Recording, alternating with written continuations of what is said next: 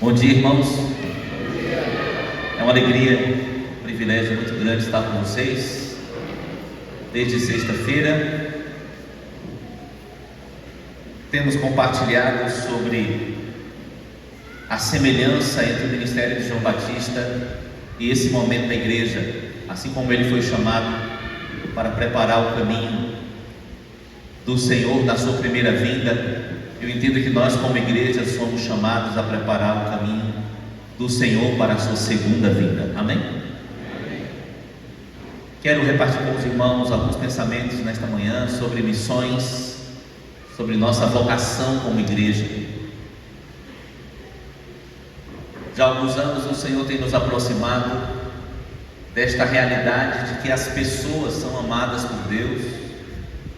E a nossa vocação como igreja é falar isso para elas. Amém? Amém? E gentes de todo tipo, de toda tribo, de toda língua, de todo povo e nação. Porque Jesus é digno de que essas pessoas se rendam a Ele. Ao longo dos anos, Deus tem nos apresentado pessoas. Eu gosto muito das conexões que Deus faz com a igreja. Temos irmãos hoje que apoiamos, que enviamos e que apoiamos na Bélgica, trabalhando com apoio de missionários na Europa, na França, trabalhando com a evangelização de crianças, na Inglaterra, trabalhando com uma igreja nos arredores de Londres, no Oriente Médio, um casal enviado se preparando em Chipre para ser enviado ao Oriente Médio. Temos casais que trabalham com treinamento de jovens ligados a Jocum. Temos um casal muito querido trabalhando com povos não alcançados, e não são poucos, ok? E eles trabalham com povos não alcançados, treinando gente para enviar, indo até esses povos, e mais recentemente com tradução da língua da Bíblia para a língua desses povos não alcançados. Enfim, são muitas possibilidades, muitas oportunidades. Se alguém aqui sentir o coração aquecido para ir para missões, eu posso te oferecer muitas possibilidades. E fica tranquilo que eu liguei para Ion, falei com ele por mensagem, aliás, que ele me abençoou para estar aqui, tá bom? Então, depois, se os irmãos quiserem, falem com ele, falem comigo, que a gente viabiliza algumas visitas legais em missões aqui. Aqui no Brasil temos trabalhado com índios do Mato Grosso, de uma tribo chamada, de uma etnia chamada Bacaí. Temos missionários no Nordeste, na Bahia, em Pernambuco e Piauí. Mas posso dizer que o coração da nossa família está ligado a Moçambique e África. É, digamos assim, uma nação que nós adotamos como família. Temos ali um casal de missionários muito queridos, que amamos, apoiamos e ajudamos a cuidar, Deidson e Isabela. Por algumas vezes temos estado em Moçambique, apoiando a igreja ali e gerando pessoas da própria nação para cuidar daqueles que estão sendo alcançados ali em Moçambique. Então eu quero chamar a Jennifer, porque eu quero que ela conte um pouquinho para vocês da perspectiva dela, do que é uma criança de 7 anos começar a ir para a África. Minha esposa e eu tínhamos um sonho de que a primeira viagem internacional dos nossos filhos não fosse para Disney. Eu ouvi um amém lá no fundo, assim, pequeno. Glória a Deus, coisa linda. É porque normalmente os pais projetam, né? Quando não tem a rotina de viajar para fora, projetam que a primeira viagem vai ser para Disney. E nós sonhamos em que a primeira viagem internacional dos nossos filhos fosse para a África. Ela tinha 7 e o meu mais velho tinha 10. E nós enfrentamos assim, não pequena resistência de um monte de gente. Como vocês vão levar crianças, meninos novos para Quelimane, para Moçambique, e malária, e AIDS, e não sei o que. Foi tão bom. Deixa ela falar. Bom, Da primeira vez que a gente foi eu tinha 7, da última eu tinha 13. E quando eu fui é um baque muito grande, né? É outra realidade, é outro mundo, assim, é outra coisa, não dá para descrever. Mas quando a gente chegou na capital, e lá a gente ficou num lugar onde missionários ficam. E aí já começou daí, né, porque é muito interessante a gente ver irmãos queridos de todo canto do mundo. A gente acha irmãos nossos na África, a gente foi para Maputo, depois a gente foi para Quelimane, né?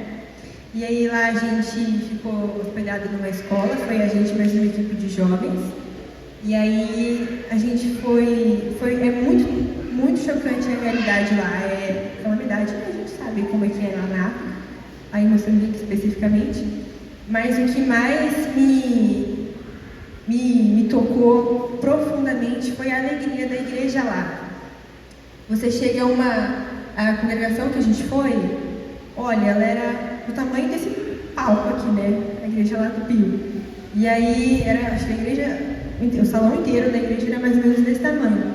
E assim, é um povo que o culto deles é cheio de alegria. Você vai ver como o pessoal começa a cantar, as meninas começam a dançar lá na frente, a igreja inteira começa a cantar e gritar e adorar. E é uma alegria que te contagia, assim. E é um povo que sofre muito. E quando a gente chegou lá, era uma presença de Deus, assim, que tinha na igreja. O pastor de lá é muito querido, muito, muito, muito querido.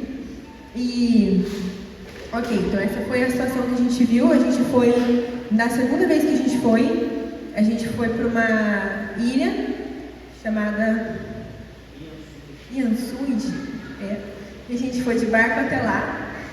E eu lembro que tinha um casal de pastores, os pastores de lá, gente, a casa deles também era, esse bloco era menor que esse palco, a casa deles. E assim, como eles estavam dispostos a dar o pouco que eles tinham pra gente, sabe? A gente, dessa vez, estava só eu, meus pais, minha família, mais um casal. E a gente chegou na casa deles, né, aquela casa de pau a pique, de barro batido.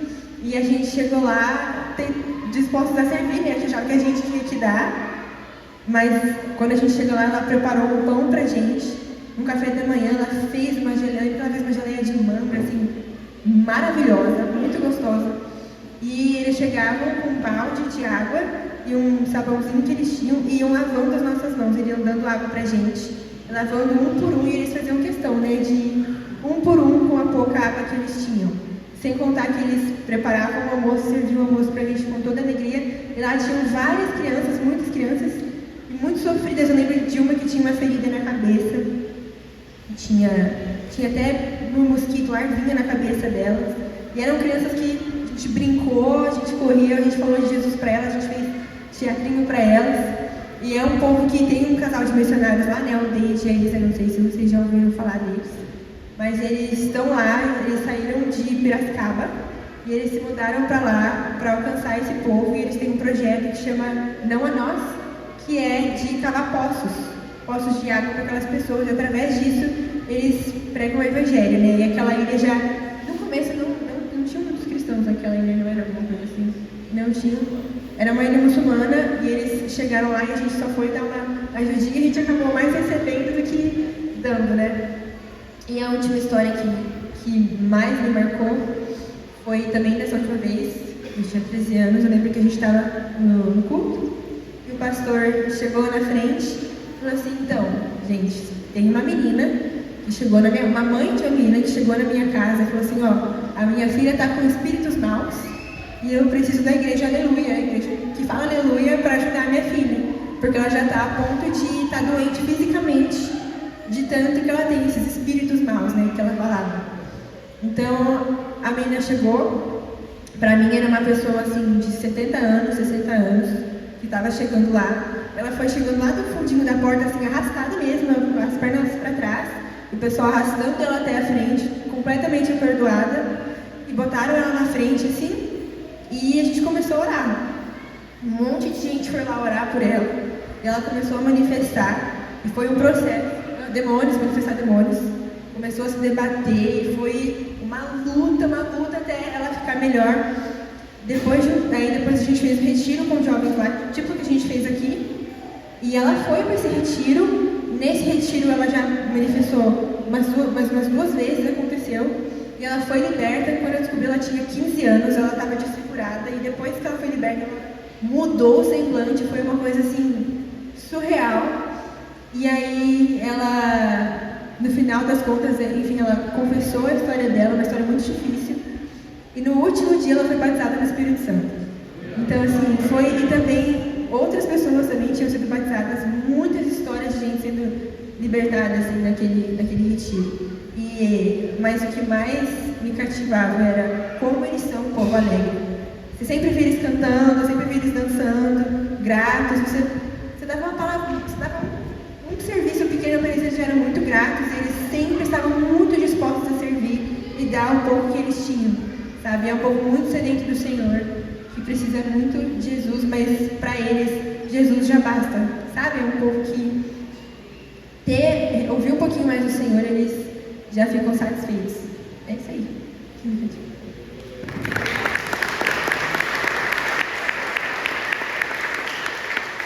É linda ela, né?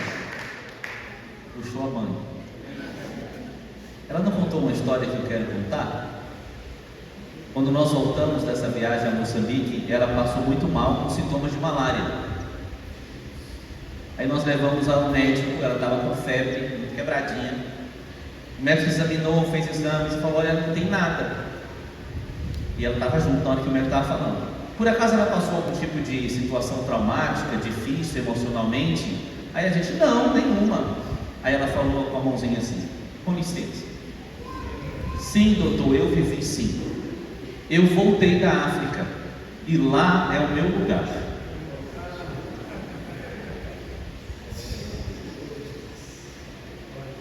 Então, depois que ela admitiu esperar um pouco para voltar para o lugar dela, ela ficou curada. Mas glória a Deus pela possibilidade que nós temos de cooperar com o nosso Rei no alcance das nações. Você fica feliz com isso? Amém, glória a Deus. Eu quero repartir com os irmãos um pouco mais sobre esse nosso chamado para as nações. Quem aqui se sente chamado para ir às nações? Levanta a mão. Os jovens todos já deveriam responder essa pergunta, não é? Olha quanta gente não se sente chamado. Olha, isso é incoerente, viu? Porque Deus chamou todos nós para irmos. Ninguém foi chamado para ficar. Sabia não? Mateus 28 diz: ide, fazei discípulos de todas as nações. Talvez a sua nação seja um bairro aqui da cidade. Talvez a sua nação seja uma cidade vizinha. Talvez sua nação seja uma universidade, como eu disse aos jovens. Talvez seja de fato uma nação, uma etnia, um país fora daqui. Mas nenhum de nós foi chamado para ficar. Eita Jesus! Vou repetir essa frase. Se você concorda com a Bíblia, você fala amém, tá bom? Vou repetir. Nenhum de nós foi chamado para ficar. Amém. Todos somos chamados para ir. Amém. Agora, onde vamos pode ser tanto perto como longe, tanto em Jerusalém, Judeia, Samaria e até os confins da terra. Mas todos somos chamados para ir. Ninguém foi chamado para ficar sentado eternamente em berço esplêndido, ao som do mar e a luz do céu profundo. Amém ou não? Amém. Vamos ver isso na Escritura. Abra sua Bíblia em Salmo 2, por favor.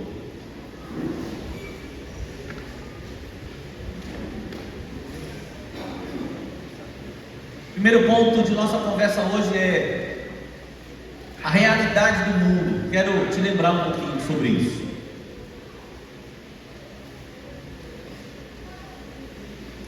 Salmo 2, verso 1 diz: por que se enfurecem os gentios e os povos imaginam coisas vãs? Os reis da terra se levantam e os príncipes conspiram contra o Senhor e contra o seu ungido, dizendo: rompamos os seus laços e sacudamos de nós as suas algemas. Sem fechar a Bíblia, ou sem interromper a projeção, dá uma olhadinha para mim antes de ler o versículo 4. Fica no 3. Qual é a situação descrita pelo salmista a respeito do mundo? O mundo está em uma completa e organizada rebelião contra Deus. Há um motim, uma conspiração contra Deus e contra Jesus Cristo. E todo tipo de autoridade, de governo, de liderança nesse mundo rebelado chega diante de Jesus, diante de Deus e diz: não queremos mais o seu governo, não queremos que você controle nossa vida, não queremos estar debaixo de sua autoridade. E por causa dessa rebelião contra Deus, o mundo está com todo o caos que gera os problemas, os sofrimentos, desculpe o peso da palavra, as desgraças que estão acontecendo pela humanidade afora. A rebelião contra Deus coloca o ser humano vulnerável a tudo que Satanás oferece e exclui o ser humano, deixa ele afastado de toda a vida que Deus oferece.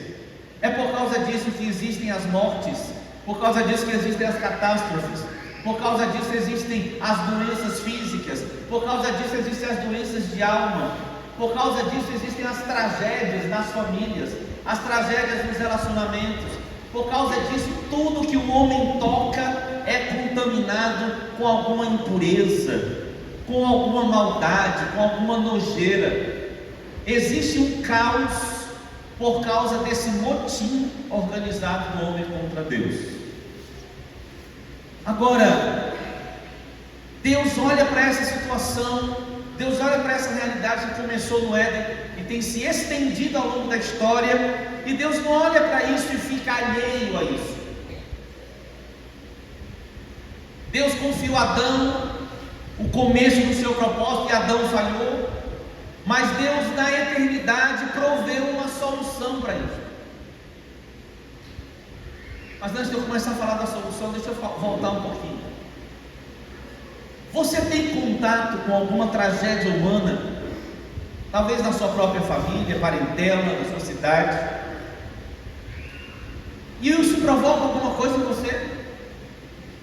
Quando você, por exemplo, ouve falar de notícias que envolvem o avassalador crescimento dos vícios em drogas, comprometendo gerações inteiras de jovens e adolescentes. Quando você ouve falar do aumento da criminalidade, quando você ouve falar de presídios lotados, quando você ouve falar de o número de divórcios sendo maior do que o número de casamentos, quando você ouve falar de crianças sofrendo abuso daqueles que deveriam ser os seus maiores protetores, que são os seus pais, e isso está crescendo no mundo inteiro, essas tragédias humanas que acontecem por causa dessa rebeldia, conspiração organizada contra Deus, isso mexe com você, sim ou não? Ou você fica assim, ainda bem que não é comigo? Claro que não, né? Deus olha para esse caos organizado, né? Para um caos produzido por um motim organizado, e Deus não está apavorado, Deus não está assim inseguro, Deus não está, como diz um pastor amigo meu, que vocês também conhecem, Jorge Mitian, a pressão de Deus está 12 por 8.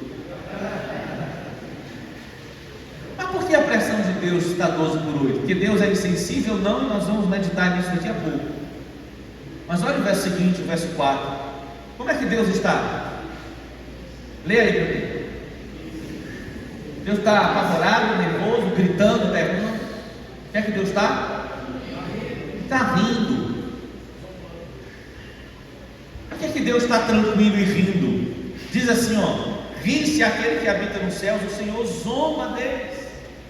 O que significa isso? É que Deus olha para essa força da humanidade rebelada, e Deus, no seu poder, na sua máxima autoridade, na sua soberania inquestionável, Deus não é afetado por isso, como se Ele não pudesse reverter isso, como se Ele não pudesse transformar isso, como se Ele não pudesse dar uma solução definitiva para isso, de maneira que a humanidade tenha a oportunidade de toda ela ser salva.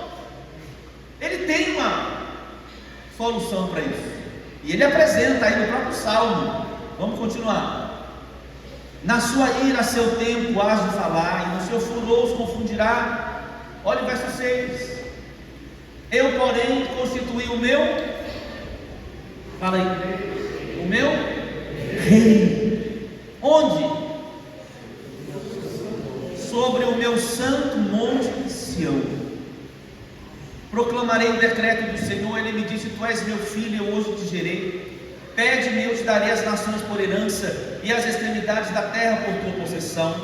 Com vara de ferro as regerás, e as despedaçarás como vaso de oleiro. Agora, pois, ó reis, sede prudentes, deixai-vos advertir, juízes da terra. Servi ao Senhor com temor, e alegrai-vos nele com tremor. Beijai o filho, para que não se irrite, e não pereçais no caminho, porque dentro de pouco se me inflamará a ira. Bem-aventurados todos aqueles que nele se refugiam. Deixa eu explicar isso para vocês de maneira rápida, mas que fique claro. Sabendo Deus do caos provocado pela rebelião do homem que começou no Éden, na eternidade, o pai e o filho tiveram um diálogo. Escute isso. O pai chegou para o filho e disse: filho, me pede as nações por herança, todos agotinados, estão rebelados contra nós. Adão falhou, mas eu sei que você não vai falhar.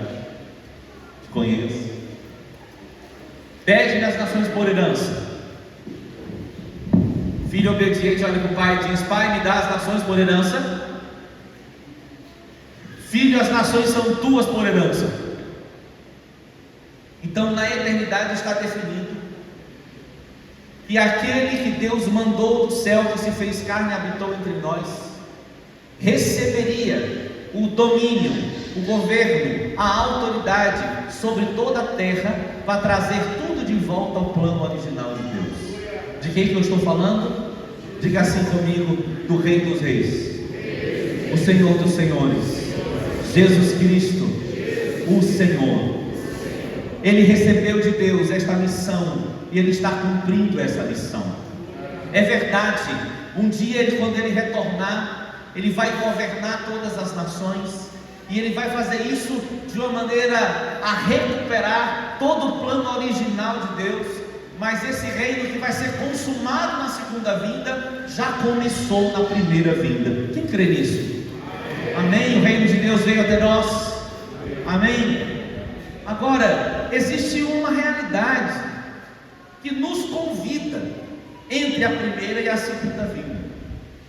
Abra sua Bíblia em Efésios, capítulo 1, por favor.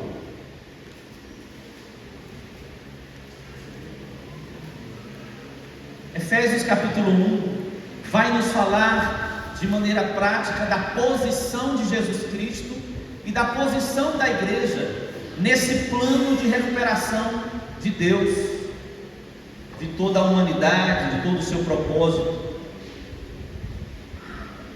Diz assim, Efésios, vamos ler do capítulo 1, verso 9 em diante: desvendando-nos o mistério da sua vontade, segundo o seu beneplácito que propusera em Cristo, de fazer convergir nele, na dispensação da plenitude dos tempos, todas as coisas, tanto as do céu como as da terra.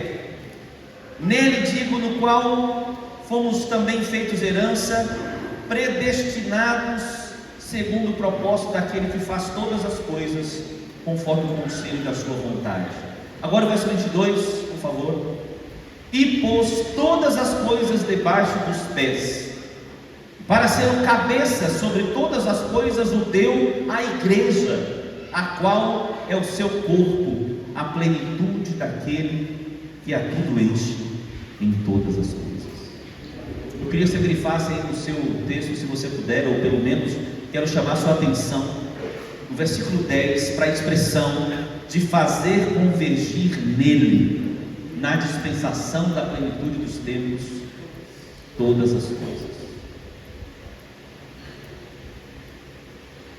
Eu posso ter 4 meninos aqui para eu fazer uma ilustração rápida, 4 jovens. Ninguém vai pagar mico desta vez, pode ficar tranquilo. Ótimo. 4 jovens preciosos.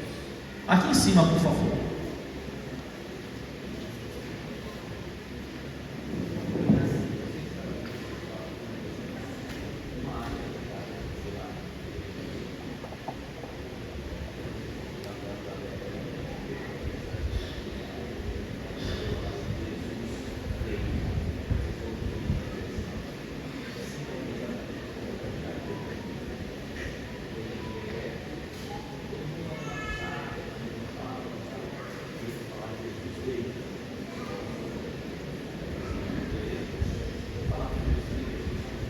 Combinei já a peça do teatro, esses caras são profissionais, eles vão dar conta. É o seguinte, esse aqui representa a natureza. Fala a natureza. Esse aqui representa a natureza humana. Isso aqui é a criação, vamos deixar assim para diferenciar. Criação, natureza humana, projetos humanos, relacionamentos humanos. Esse é quem? Criação. Esse aqui? Natureza humana. Esse aqui, projetos humanos. Esse aqui, relacionamentos humanos. O projeto de Deus é que tudo isso estivesse alinhado com a vontade dele. O pecado veio e bagunçou tudo. Bagunçou tudo o pecado. Vai. É o que a gente combinou. Bagunçou cada um de um jeito. A criação sofrendo pela manifestação de tanto pecado. E a natureza humana fazendo com que os relacionamentos e os projetos humanos tudo ficasse completamente caótico, fora da vontade de Deus. Continua caótico por aí, né? Isso aí, caos. Aí, 2000 anos atrás, Deus deu um grito na eternidade para trazer para a terra um centro unificador perfeito, em torno do qual tudo deve girar para que volte ao propósito eterno de Deus. Qual foi o grito? Jesus! E quando Jesus veio, uau! Uau! O que está acontecendo agora? Diga ordem, harmonia, sincronia, de volta ao centro. Fale de volta ao centro. De volta ao centro. Agora dá uma paradinha em volta de mim que eu estou tonto. Isso. Vamos, fica aqui de volta de mim. Cada um num vértice do quadrado, no ângulo do quadrado.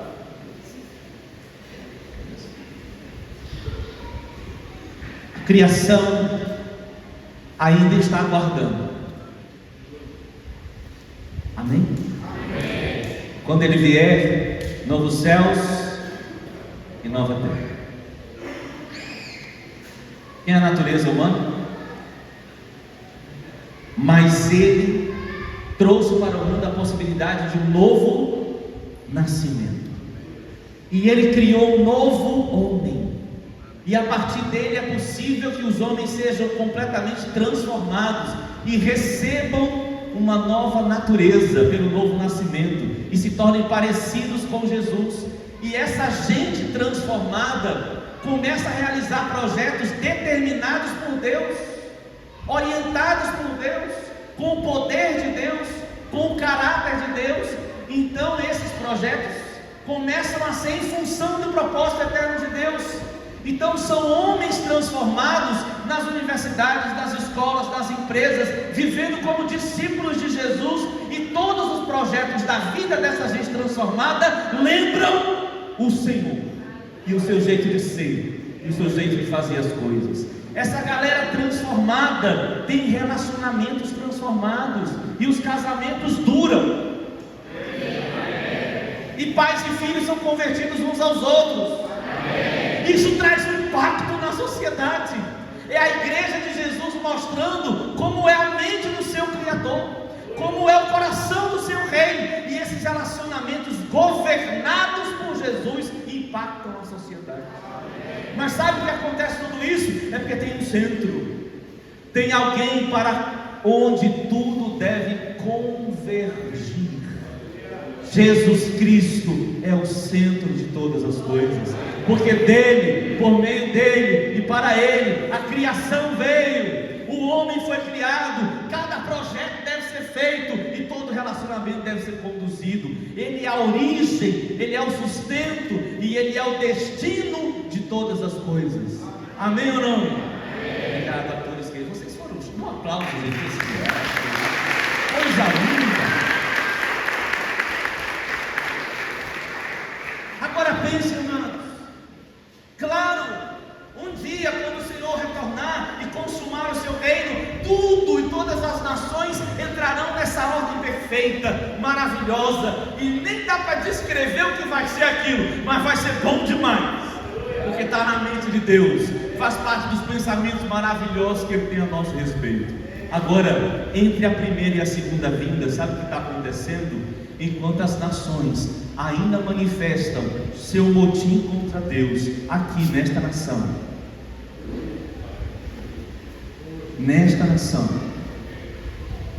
e no Salmo, o salmista disse: eu, porém, constituí o meu reino, meu santo monte Sião.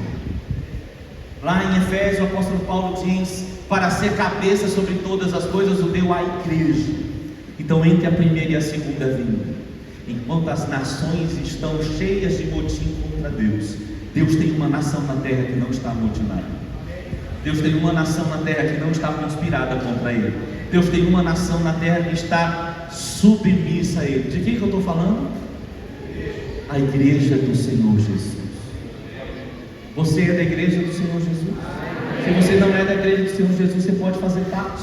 Te convido a entregar sua vida a Ele. Mas se você já fez isso e foi batizado, recebeu o Espírito Santo, você pertence à nação dos não amotinados, a nação dos obedientes, a nação daqueles que nasceram de Adão, mas nasceram de novo de Cristo, a nação daqueles que fazem parte da nova criação, formados de novas criaturas, que trazem muito mais o caráter de Cristo do que o caráter de Adão em suas vidas.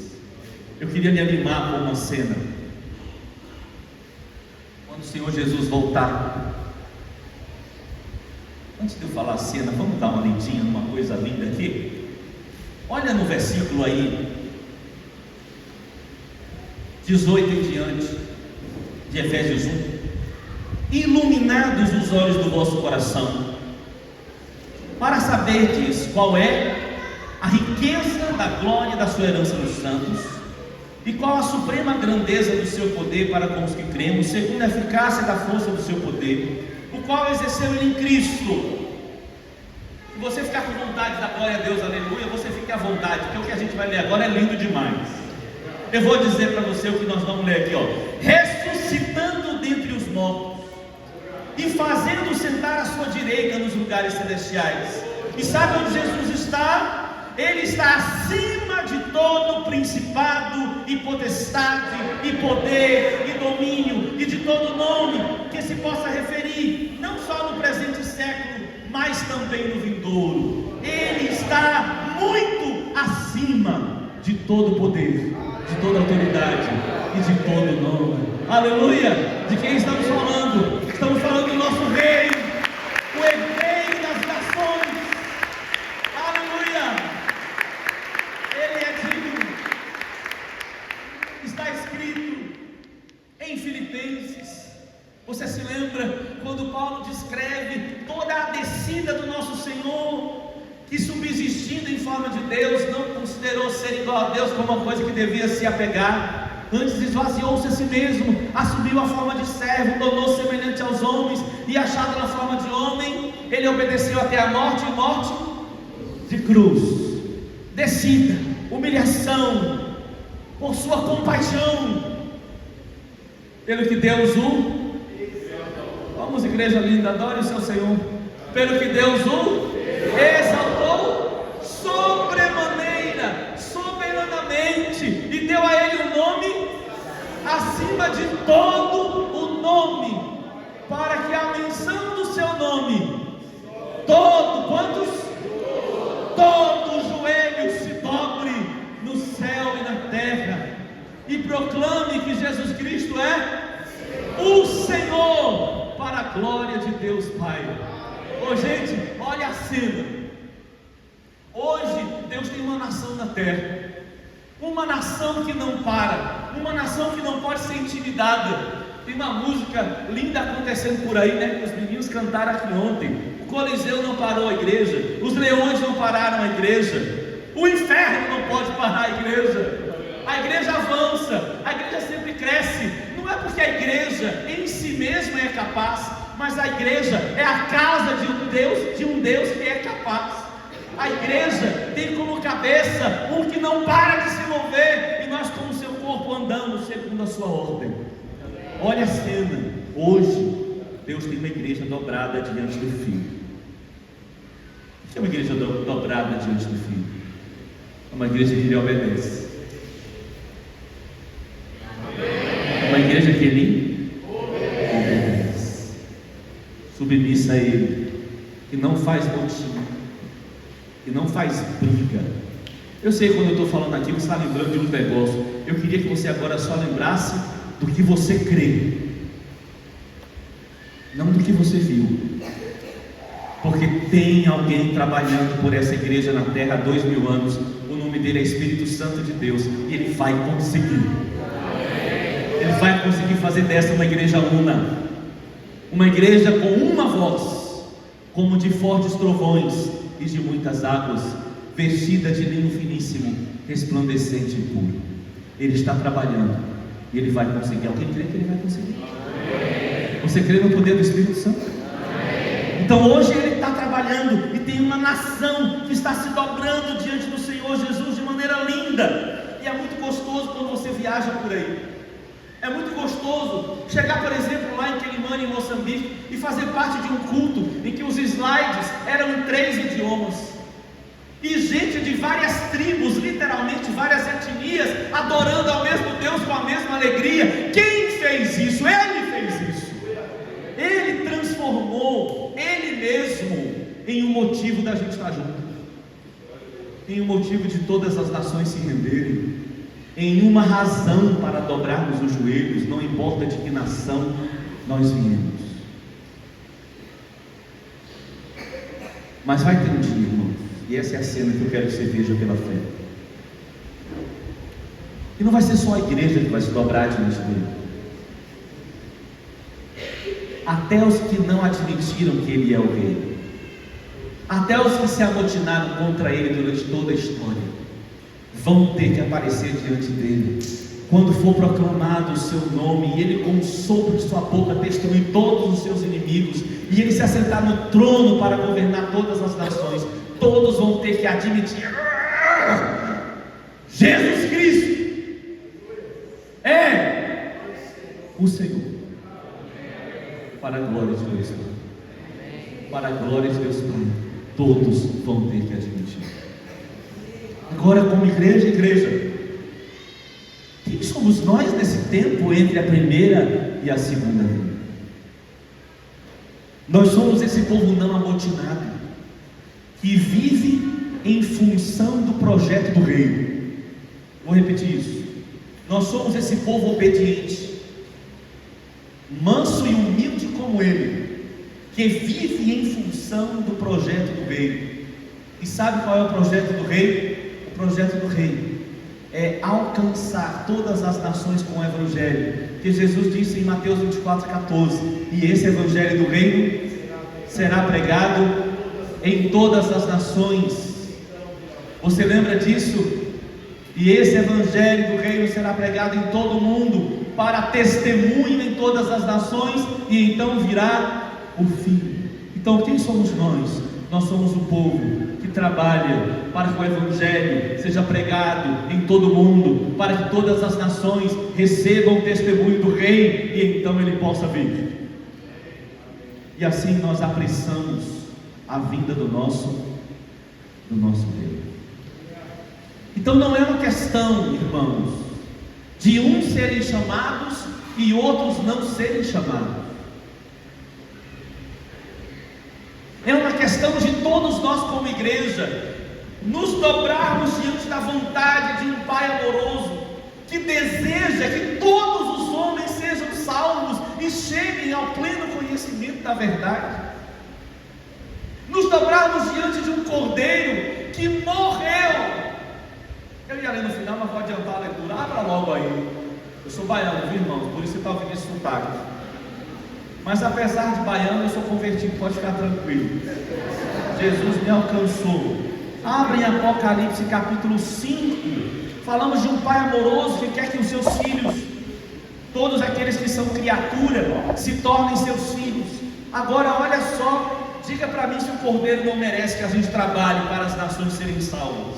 Apocalipse capítulo 5.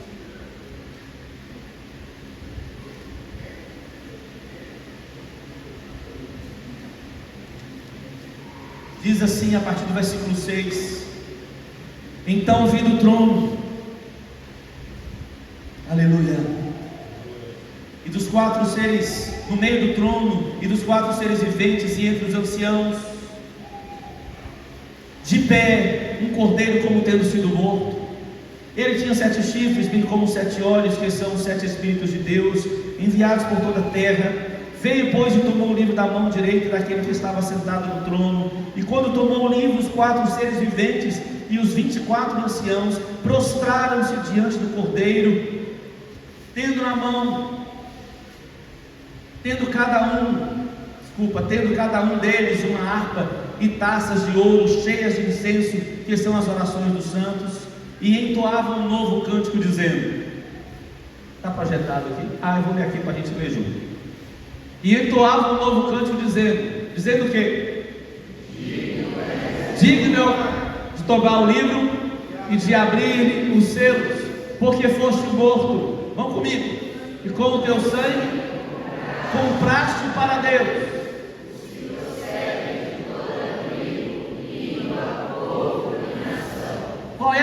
Volta um pouquinho. Qual é a verdade que a gente deve prestar atenção agora nessa palavra aqui? Ele comprou com o quê? Com o seu sangue para Deus. Quem? Os que procedem de onde? Por favor, não esqueça a expressão toda. Os que procedem de toda tribo, toda língua, todo povo e toda nação. E, pode passar. Para o nosso Deus os constituíste reino e sacerdotes, e reinarão sobre a terra. Você acha que aquele que derramou o seu sangue para comprar as pessoas de toda a tribo, língua, povo e nação, merece que a gente vá às nações? Responde, igreja. Você é o povo não amotinado, então você precisa responder com sim a tudo que ele manda. Ele é digno.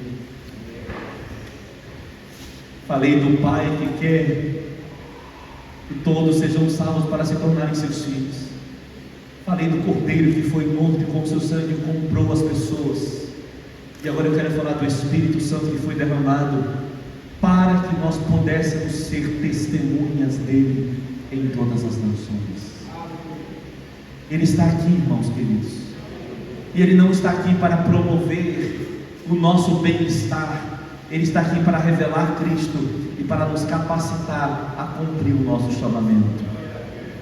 Ele está aqui para nos transformar em suas testemunhas, em nos transformar em mártires, em pessoas que não amam as suas vidas até a morte e dedicam-se ao chamado do Rei.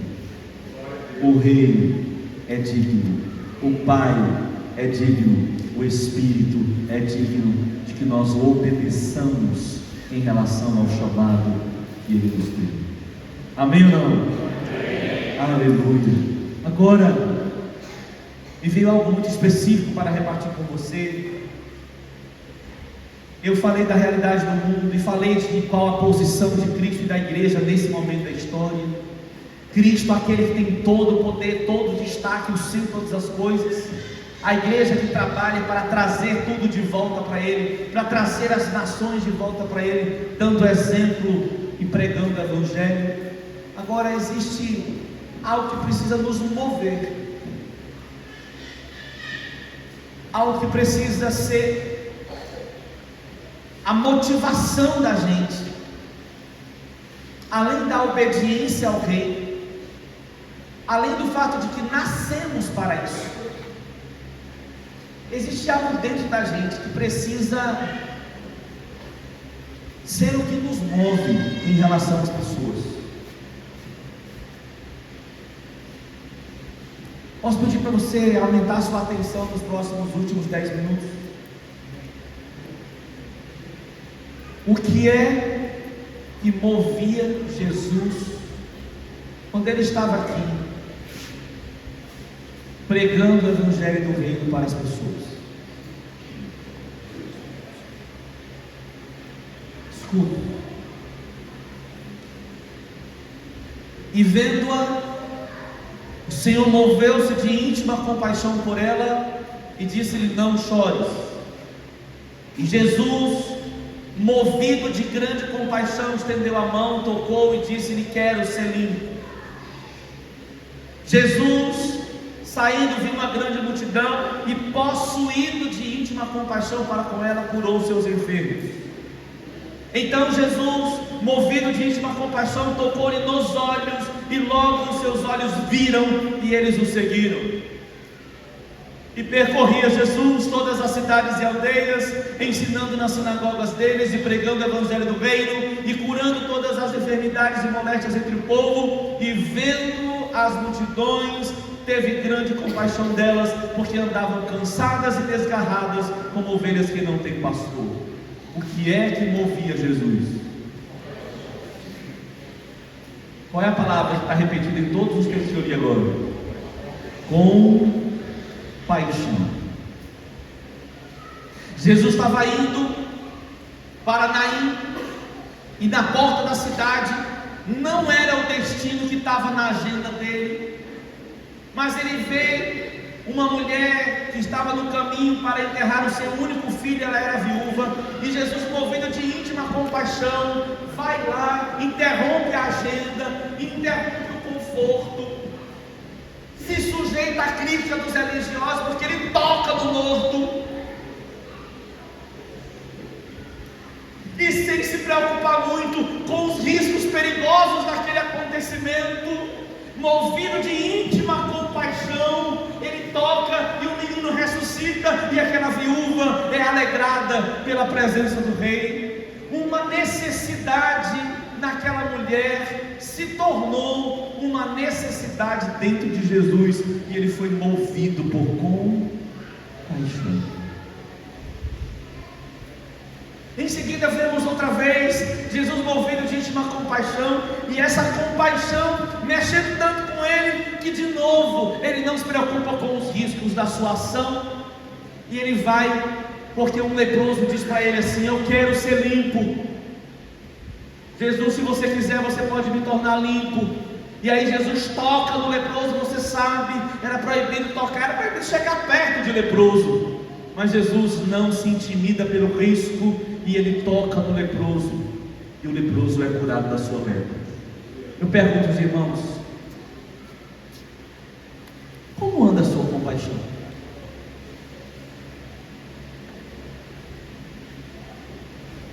Eu citei, os comentários que a gente ouviu quando a gente levou a família inteira para a África. Primeiro retiro de jovens que fui pregar em Moçambique, 60% da minha plateia tinha AIDS. Alguns deles já tinham aquelas feridas cancerosas que acontecem nas pessoas portadoras do vírus da AIDS.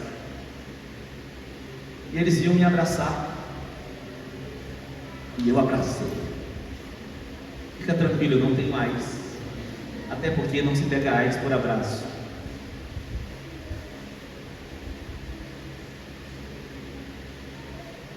Tinha uma senhora nessa ilha de Ansunge, que foi encontrada por um dos missionários, morando embaixo de algumas palhas de coqueiro. E ela estava ali porque ela viveu demais. Como a expectativa de vida em Moçambique é muito baixa, em torno de 38, 40 anos, dependendo do lugar até mais baixo, provavelmente essa senhora já tinha mais de 50. Então toda a parentela dela a rejeitou, porque ela era considerada uma bruxa por ter vivido demais. Foi abandonada por todos os parentes. esse missionário a encontrou morando embaixo de umas palhas de coqueiro, e eu a conheci quando esse missionário me levou para fazer o melhor trabalho que eu já fiz em Moçambique. A primeira vez que eu tinha ido, preparei muitas palavras para pregar, e esse irmão querido armou para mim. E o meu trabalho mais importante naquela viagem não foi pregar, foi construir uma casa para esta senhora, Dona Bordina. Era uma casa de gravetos e barro, pau a pique, e nós tínhamos que pegar os gravetos amarrados uns nos outros dentro de uma estrutura, colocar barro, e nós fomos alguns dias nessa ilha para fazer esta casa para a Dona Bordina. Enquanto eu estava fazendo a casa, Deus falou comigo: Tony, eu tenho 2 casas para ela, uma que eu fiz e outra que vocês estão fazendo, fala isso para ela. Ela falava um dialeto, não falava português. Chamei um dos pastores que falava o dialeto dela, e eu comecei a pregar o evangelho para ela. Escuta o que essa mulher me disse. Eu perguntei para ela: a senhora conhece Jesus? Ela respondeu o seguinte para mim: agora que vocês estão fazendo essa casa para mim, eu posso dizer que eu conheço Jesus. E eu pude pregar o evangelho para aquela senhora. E durante os dias que nós fomos naquela ilha, eu preguei o evangelho para aquela senhora. No último dia, quando a casa estava pronta, que dia, que dia! Aquela mulher aceitou o batismo. Nós a batizamos no mesmo dia que entregamos a casa para ela. E ela ganhou 2 casas. Sabe o que me moveu naquele dia? Primeiro, o que me moveu foi a agenda que o missionário fez. Depois, o que me envolveu foi íntima compaixão. Quando eu ouvi a história dela ficou alojada dentro de mim. Você sabe o que significa a palavra compaixão? Em português significa se importar com a dor de alguém ao ponto de você querer resolver essa dor. Biblicamente, a palavra compaixão significa ser movido pelas entranhas. Mas entranhas na Bíblia é a sede do amor e da piedade, da vida com Deus. Então eu quero dizer em uma frase o que é compaixão bíblica. É quando aqui, no lugar onde o amor de Deus está alojado, uma dor chega. A dor encontra o amor e eu não consigo não dar uma resposta. Isso é compaixão. É quando a dor de alguém chega na sede do amor de Deus por mim e me move. Eu quero abençoar essa igreja linda com compaixão. Eu quero te abençoar com a importunação da compaixão, com o desconforto da compaixão. Eu quero te abençoar com a vontade de viver uma vida perigosa, em que sua agenda é alterada, seu conforto é mexido, porque a dor de alguém ficou alojada dentro de você, e você fica com aquela dor ali, e se você não resolve a coisa, a dor não sai, e o amor com a dor, a dor com a dor, o amor com a dor, a dor com a dor, te faz parecido com aquele que te chamou, porque ele foi movido de íntima compaixão quando alcançou sua vida.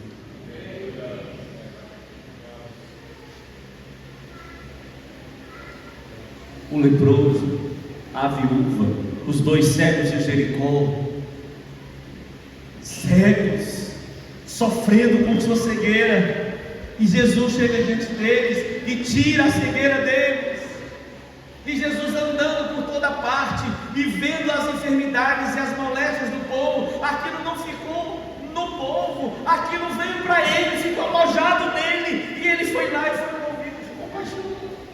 Sabe, meus irmãos, eu acredito que os milagres acontecem quando a presença do Espírito Santo é mais considerada no nosso meio, e quando a gente cresce em compaixão. E termino de falar algo que eu penso e sujeito a você. A gente ainda pensa em milagres como em dons espirituais, como coisas que, uau, se eu praticar, se eu fizer, isso vai ser muito legal, isso vai me promover, eu vou ficar num lugar muito bom.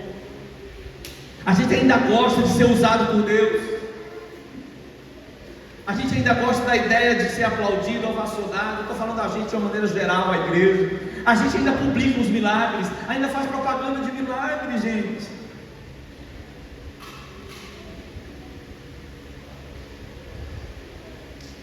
Mas quando a motivação da gente for exclusivamente compaixão, os milagres vão aumentar entre nós.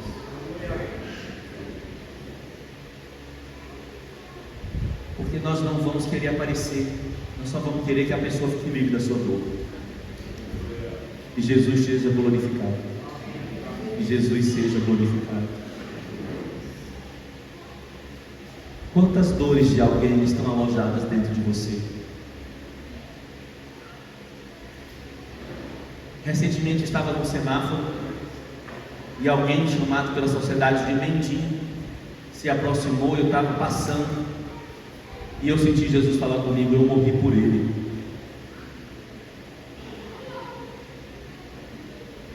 Que tal se você lembrar que Jesus morreu pelos ricos de Rio Preto e pelos pobres de Rio Preto? Ele morreu pelos que aparentemente estão bem, mas não estão, e por aqueles que com certeza não estão bem. Que tal se a situação das pessoas ficar alojada dentro de você? Talvez você tome decisões absurdas e viva situações sobrenaturais. Tome decisões absurdas e viva situações sobrenaturais. Esse é o nosso chamado, irmãos. Nós estamos aqui com uma mesa, nós chamamos de mesa do Senhor. Mas antes da gente ir para a mesa do Senhor, eu quero te lembrar de uma outra mesa. Um dia o rei Davi, lembrando-se da aliança que tinha feito com Jonatas, filho de Saul, perguntou aos seus súditos: por acaso ainda há algum descendente de Saul, da casa de Saul, que por amor de Jonatas eu possa abençoar? Então falaram para ele de um certo Mefibosete. Você conhece a história? Um descendente de Saul, de Jonatas, aleijado das duas pernas. E Davi fala assim: por amor de Jonatas, por causa da minha aliança com Jonatas, eu quero usar da bondade de Deus para com Mefibosete. O que moveu Davi? O que moveu Davi? O compromisso dele com aquele que ele amava e a compaixão de Deus que estava nele. Você é o povo do rei. Você tem um compromisso com o Rei dos Reis. E tomara que o seu amor pelo Rei te mova a trazer pessoas improváveis para a mesa do Senhor que está na sua casa.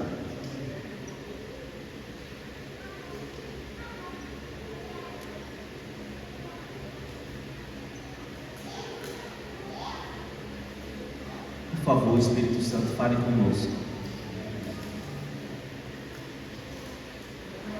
Existem muitos aleijados por aí que não merecem estar na mesa do rei, mas o rei está chamando essas pessoas. Nós somos, todos nós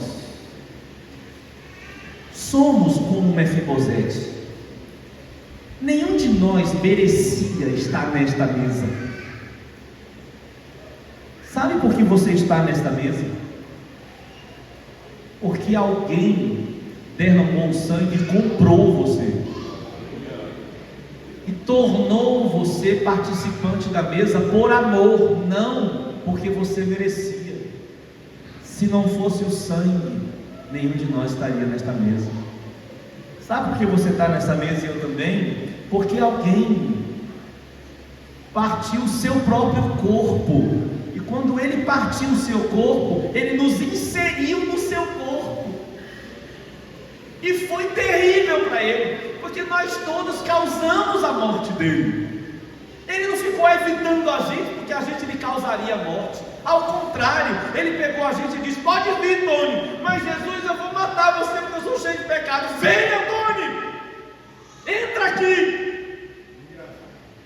E nós morremos com ele, e nós fomos colocados dentro dele na morte, e nós morremos com ele, mas como ele não tinha pecado, ele ressuscitou.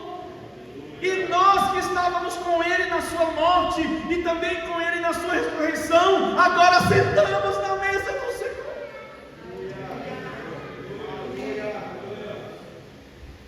Pés aleijados, corações fedidos, mentes terríveis, agora sentam na mesa do Senhor.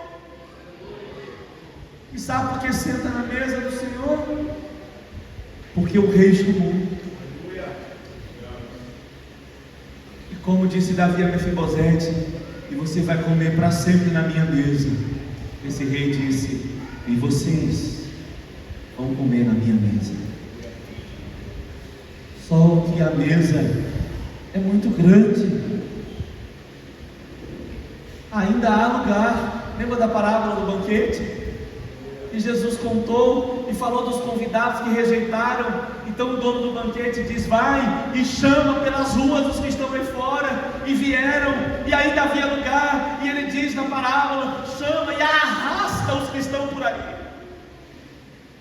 Sabe o que essa parábola me fala? Essa parábola me fala de um Deus que não quer que sobre lugar. E enquanto Jesus não volta, Ele está sendo paciente, porque enquanto Jesus não volta, ainda tem como alguém preencher lugares nesta mesa. Igreja querida, igreja linda, igreja preciosa, em nome do Senhor Jesus eu te convoco a buscar aqueles que o Senhor tem por aí, para que também se sentem à mesa do Rei. Ele é digno, Ele é digno. Talvez para fazer isso você precise abrir mão do seu conforto. O maior inimigo da compaixão, sabe qual é? É a compaixão de si mesmo, que é um negócio absolutamente incoerente. Porque compaixão é quando a dor do outro invade suas entranhas, mas o dó de si, conhece essa expressão? É bíblica.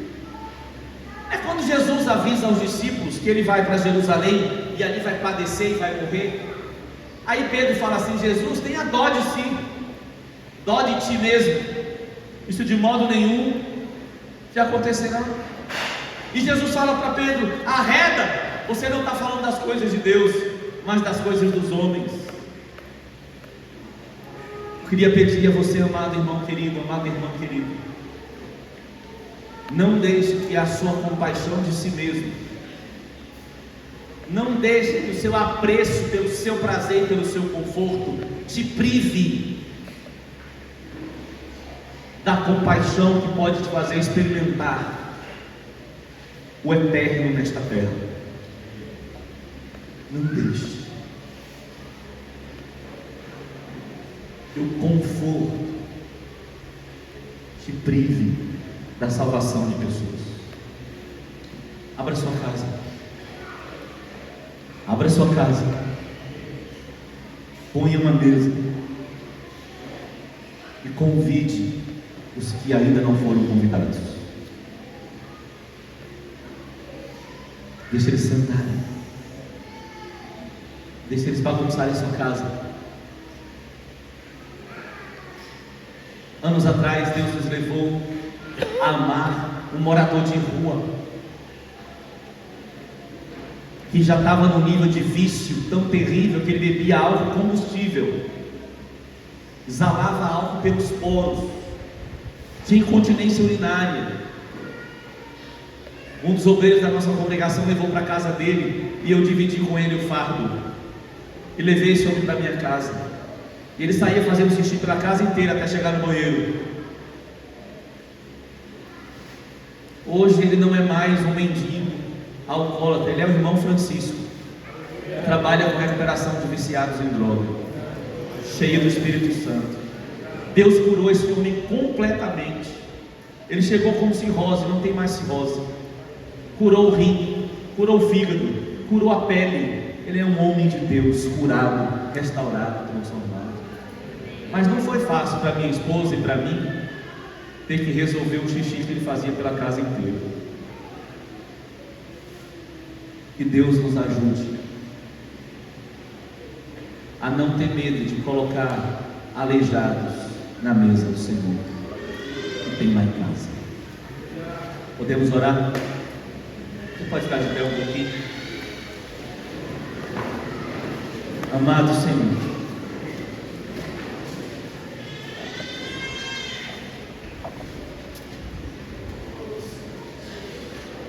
Espírito Santo, só o Senhor pode revelar agora, trazer vida à palavra. Eu peço que o Senhor faça isso nesse ambiente agora, em nome de Jesus.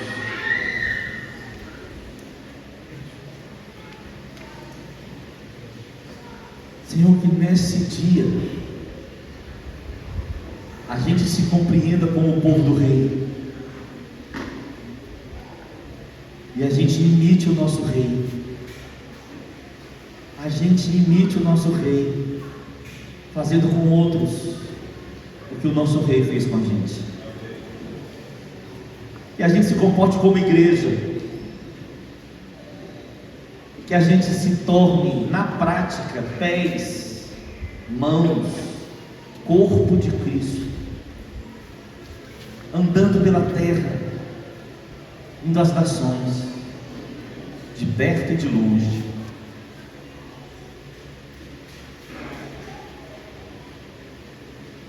Irmãos, eu sinto que o Senhor nos convida a entregar o nosso conforto a Ele nessa manhã, o nosso bem-estar a Ele. Se isso mexe com você, faça uma oração agora onde você está. Entregue seu conforto e seu bem-estar a Ele, porque Ele quer usar você. Ele quer fazer você viver experiências lindas com Ele. Mas talvez você precise agora mesmo admitir uma vida menos confortável.